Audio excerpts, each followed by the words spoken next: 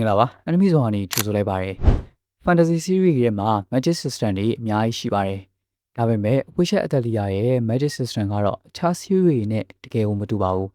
ဒီမှာ magic ဆိုတာကအားကြီးုံနဲ့မထွက်ဘူးဘယ်လို spell လဲအသုံးပြုလို့မရပြန်ပါဘူးတကယ်တော့ပုံဆွဲရတဲ့ language တစ်ခုလို့စီမီနီတည်ကြကြရှိတဲ့ system တစ်ခုပါအခုဗီဒီယိုမှာကတော့ witcher atelier ရဲ့ magic system ကိုဘယ်လိုလုပ်လဲဘာကြောင့်ထူးခြားသွားလဲစီးကဲ sign ring ဒီသုံးခုကဘာလဲဆိုတာကိုအလွယ်တကူနဲ့ရှင်းပြပေးသွားပါမယ်ဗီဒီယိုလေးမစခင် channel လေးကို subscribe လုပ်ခဲ့ပြီးရောနဲ့ view လေးနဲ့ကြည့်ပေးကြဖို့အတွက်တောင်းဆိုလိုက်ပါတယ်ဗျပထမဆုံးအနေနဲ့ witcher atelier တွေက magic ကိုရိုးရိုး fantasy magic လို့မမြင်ရပါဘူးဒီကဘာမှာ magic ဆိုတာကမွေးရပါ power တစ်ခုတည်းကိုအခြေခံထားတာမျိုးမဟုတ်ပဲတင်ယူရတဲ့ skill တစ်ခုပဲဖြစ်ပါတယ်ဒါကြောင့်မလို့ witch တွေကလက်နဲ့လွတ်လွတ်လပ်လပ် magic တွေကိုကစ်ထုတ်တာမျိုးမဟုတ်ပဲ special ink နဲ့ symbol တွေကိုမှန်မှန်ကန်ကန်ဆွဲပြီးတော့ spell ကိုတိဆောက်ရတာပါဒါကြောင့် witcher atelier ရဲ့ magic system ကအရန်အောင်မှလှပတဲ့ပြင်အရန်အောင်မှလေ smart ဖြစ်လွန်လာပါတယ်ဘာဖြစ်လို့လဲဆိုရင်ဒီ magic ကစွမ်းအားပြန်တာတစ်ခုတည်းနေတော့မဟုတ်ပဲနားလည်မှုနဲ့ precision ကိုအဓိကထားတာကြောင့်မလို့ပါ witcher atelier တွေက spell တစ်ခုကိုအခြေခံအားဖြင့်အစိပ်ပိုင်းသုံးခုနဲ့တိဆောက်ထားပါတယ်အဲ့ဒါတွေကတော့ sigil, sign, ring အဲ့ဒီသုံးခုပါဒီသုံးခုစလုံးကတရားချိတ်ဆက်မှာ spell တစ်ခုကအလုပ်လုပ်ပါတယ်။ sigil က spell ရဲ့အခြေခံ identity လို့ပါပဲ။ sign က spell ကိုဘယ်လို behave လုပ်မလဲဆိုတာကိုထိန်းသိမ်းပေးပါတယ်။ ring ကတော့ဒီ spell ကို finally အပိတ်ပြီးတော့ activate လုပ်ပေးတဲ့အပိုင်းမှာ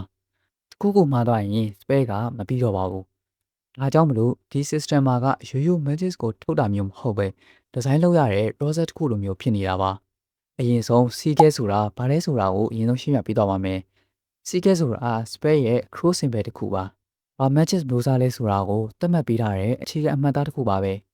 လွယ်လွယ်ပြောရမယ်ဆိုရင် sigil ကဒီ spell ကဘာလုပ်မလဲဆိုတာကိုပြောပြထားတာပါ။ဥပမာမီးနဲ့ဆိုင်တဲ့ spell တစ်ခုဆိုရင် sigil ကအဲ့ဒီမီး spell ကို foundation ပေးရပါမယ်။ရေလေ barrier illumination စတဲ့ spell တွေမှာလည်းကိုယ်ပိုင်အမျိုးအစားနဲ့ကိုယ်ပိုင် sigil တွေရှိကြပါတယ်။ကြောင့်မလို့ sigil ကိုနားလည်စေတာက spell တစ်ခုရဲ့အခြေခံကိုနားလည်တာနဲ့အတူတူပါပဲ။ sigil ပြီးရင်တော့နောက်တစ်ခုကတော့ sign ပါ sign က spell တွေရဲ့ behavior ကို control လုပ်ပေးတဲ့ modifier အဖြစ်မြင်လို့ရပါတယ်ဒီနေရာမှာ spell တွေက beta direction ကိုသွားမလဲဘယ်လောက်ထိကြီးမလဲဘယ်လိုပုံစံနဲ့ထွက်မလဲဘယ်လောက်ထိပြင်းမလဲဆိုတာတွေကိုထိညှိပေးပါတယ်ဆိုလိုတာက sigil က base idea ဆိုရင် sign က execution ပတ်လိုမျိုးပါပဲတူညီတဲ့ spell တစ်ခုကို sign နဲ့ငယ်ပြောင်းလဲရုံနဲ့တွင် effect ကလုံးဝမတူညီတာမျိုးလည်းဖြစ်သွားနိုင်ပါတယ်ဒါကြောင့်မလို့ witcher atelier ရဲ့ magic system ကတိတိလေးတွေကိုတိကျကျနားလည်ဖို့လိုတဲ့ system တစ်ခုဖြစ်နေတာပါစီရဲ့ sign အကြောင်းနေပြီးသွားပြီဆိုတော့နောက်ဆုံးတစ်ခုကတော့ ring ပါ ring က spell ကို finalize လုပ်ပြီးတော့ activate လုပ်ပေးရတဲ့အပိုင်းပါတကယ်တော့ဒီဘိုင်းကအရန်အောင်မှရည်ကြည့်ပါတယ်စီကယ်နဲ့ sign တွေကိုဘယ်လောက်ပဲတိကျကျဆွဲထားပေမဲ့လည်း ring မပြည့်စုံရင် spell ကအလုံးမလုပ်ပါဘူးအဲ့ဒါကိုကြည့်မယ်ဆိုရင် witcher atelier ရဲ့ magic system ကအင်အားဓာတ် structure ကပိုပြီးအရေးကြီးရဆိုတာကိုသိတာစေပါတယ်အဲဒါကြောင့်မလို့ spell တစ်ခုကိုသုံးနေတယ်ဆိုရင်ပုံဆွဲတာတစ်ခုတည်းနဲ့မဟုတ်ပဲတကယ်ကိုစနစ်တကျပြည့်စုံဖန်တီးပြဖို့လည်းလိုအပ်ပါတယ်။ဒါဆိုရင် witcher atelier ရဲ့ magic system ကလှပလို့ special ဖြစ်စေတာမျိုးမဟုတ်ပါဘူး။တကယ်တော့ဒီ system မှာ art နဲ့ logic ကိုအထူတူတွဲထားလို့ပဲဖြစ်ပါတယ်။ spell တစ်ခုကိုကြည့်တဲ့အခါအဲ့ဒါက combat effect တစ်ခုတည်းနဲ့မဟုတ်ပဲ design တစ်ခုလုံးလိုမျိုးခံစားရစေပါတယ်။နောက်ပြီးတော့ပုံစံနည်းတစ်ခုလိုမျိုးလည်းမြင်တွေ့ရစေပါတယ်။ဒီအပိုင်းတွေကပဲ series ကိုအရန်ထူးခြားသွားစေပါတယ်။မဖြစ်လို့လဲဆိုရင် magic က random power မဟုတ်တော့ဘဲနဲ့ဖတ်လို့ရတဲ့နားလည်လို့ရတဲ့နောက်ပြီးတော့တင်လို့ရတဲ့ system တစ်ခုဖြစ်သွားလို့ပါအခု magic system ရဲ့လှပတဲ့အပိုင်းအကြောင်းတွေကိုပြောပြပေးသွားပြီဆိုတော့ system ရဲ့ဓာတ်ဆိုင်အပိုင်းကိုလည်းနည်းနည်းပြောပြပေးသွားပါမယ်။ witcher atelier ထဲမှာလူတွေလိုတက်ရှိတဝါရဲ့အပေါ်မှာတိုးပြတဲ့ magic တွေကိုတားမြစ်ထားတဲ့ magic အဖြစ်သတ်မှတ်ထားတာတွေလည်းရှိပါတယ်။ဘာဖြစ်လို့လဲဆိုရင် witcher atelier ရဲ့တမိုင်းကြောင်းမှာ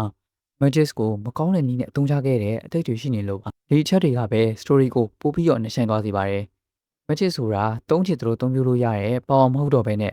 responsibility နဲ့ ethics ကိုပါတဲ့အကြောင်းအရာတွေဖြစ်သွားပါတယ်။ဒါကြောင့်မလို့ witcher atelier ကိုကြည့်တဲ့အခါ magic system တစ်ခုတည်းနဲ့မကပဲအဲ့ဒီ system ကိုထိန်းချုပ်ထားတဲ့ society နဲ့စီးမြင့်တွေကိုပါမြင်တွေ့ရတာပါ။ဒီ magic system ကိုခိုနဲ့တွဲပြီးတော့ကြည့်ရင်ပိုပြီးတော့ရှင်းပါတယ်။ခိုက magic ကိုတဖြည်းဖြည်းလေ့လာနေတဲ့ character ဖြစ်တဲ့အတွက် viewer တွေကလည်းသူနဲ့တူ system ကိုအခြေခံခံပြီးတော့နားလည်နိုင်ပါတယ် ဒါက story telling ရအရန်ဟိုမှာကောင်းပါတယ်။ဘာဖြစ်လို့လဲဆိုရင်စာရေးသူက viewer ကိုဒီ magic system ကိုကြိုတည်ထားရမယ်လို့မြူစားထားပါဘူး။အဲ့ဒီစာကိုနဲ့တူ discover လုပ်ခိုင်းတာပါ။ဒါကြောင့်မလို့ပဲ Wishes Atelier ရဲ့ wall building ကရှင်းလင်းပြီးတော့လည်းမခတ်နေဘူး။မရှားပြီးတော့လည်းမရှုပ်နေပါဘူး။အတင်းချုပ်ပြောရမယ်ဆိုရင် Wishes Atelier ရဲ့ magic system က random power system မဟုတ်ဘဲနဲ့ပုံဆွဲနည်းတွေစီးမင်းတွေနဲ့တိကျမှုတွေကိုခြေခံထားတဲ့ system တစ်ခုပဲဖြစ်ပါတယ်။ စီကဲကဘာစပယ်လဲဆိုတာကိုသတ်မှတ်ပေးတယ်။ sign က spell ရဲ့ behavior ကိုထိန်းသိမ်းပေးတယ်။ ring က spell ကို final activate လုပ်ပေးတယ်။ဒီသုံးခုကြောင့်ပဲ Wishes Atelier ရဲ့ magic က real fantasy power တစ်ခုတက်ကိုအများကြီးလှပြီးတော့ပို့ပြီးတော့စိတ်ဝင်စားဖို့ကောင်းနေတာပါ။ဒါတွေကတော့ Wishes Atelier ရဲ့မှာပါဝင်တဲ့ magic system ရဲ့အခြေခံသဘောတရားတွေပဲဖြစ်ပါတယ်။အခြေခံသဘောတရားတွေကိုပြောပြီးသွားပြီဆိုတော့နောက်တစ်ခုပြောရမယ့်အချက်ကတော့ Conjuring Ink ရဲ့အရေးပါမှုပါ။ Wishes Atelier ထဲမှာ magic သုံးပြီးတက်ဖို့ဆိုရင် Conjuring Ink လည်းလိုပါတယ်။ဒီ ink ကိုတော့တာမန်လူတွေကိုအလွယ်တကူမရနိုင်အောင် witch တွေကထိန်းချုပ်ထားပါတယ်။ဒါကြောင့်မလို့ဒီ series ရဲ့မှာမော်ပညာကိုလူတိုင်းကခွဲလို့ရတယ်လို့မြင်ရပေမဲ့တကယ်တော့ system ရဆိုရင်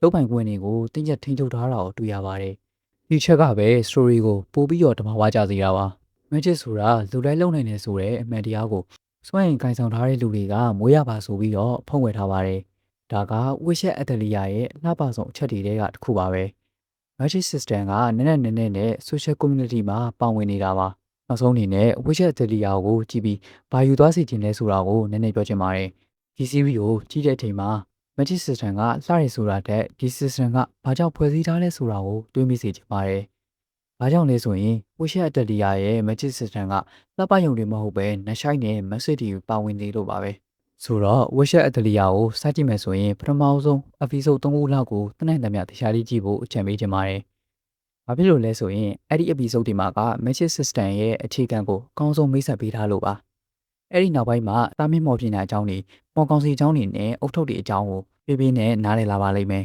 ။ဒါကြောင့်ဒီ series ကိုစကြည့်တော့မယ်ဆိုရင်စိတ်ရှည်နဲ့တဖြည်းဖြည်းနဲ့ခံစားကြည့်ဖို့အတွက်အကြံပေးချင်ပါတယ်။ဒီလိုကြည့်လိုက်မယ်ဆိုရင် Wishes Atelier ရဲ့ magic system ကအရန်ဟိုမှာလှပတဲ့အပြင်စနစ်ကျပြီးနှဆိုင်တယ်ဆိုတာကိုနိုင်ခန်းစားမိသွားပါလိမ့်မယ်။ Wishes Atelier ကိုကြည့်တင်လားဆိုရင်တော့ကြည့်တင်တယ်လို့ပဲဖြစ်ရမှာပါ။ဘာဖြစ်လို့လဲဆိုရင်ဒီ series ကိုကြည့်ရင် magic system တစ်ခုလုံးကိုနားလည်သွားရုံနဲ့မကပဲဖန်တီးမှုရဲ့အလှတရားကိုပါခံစားသွားမိစေလိုပါ။ဒါဆိုရင်တော့ Wishes Atelier ရဲ့ magic system ကိုအခြေခံကနေအသေးစိတ်ထိရှင်းပြပေးခဲ့တာပဲဖြစ်ပါတယ်။နောက်ထပ်လည်း enemy content တွေကိုကြိုက်ရတဲ့ဆိုရင် channel လေးကို subscribe လုပ်ခဲ့ပေးပြီးတော့ ਨੇ ဗီဒီယိုလေးကို like လုပ်ပေးခဲ့ကြဖို့တောင်းဆိုလိုက်ပါတယ်ဗျ။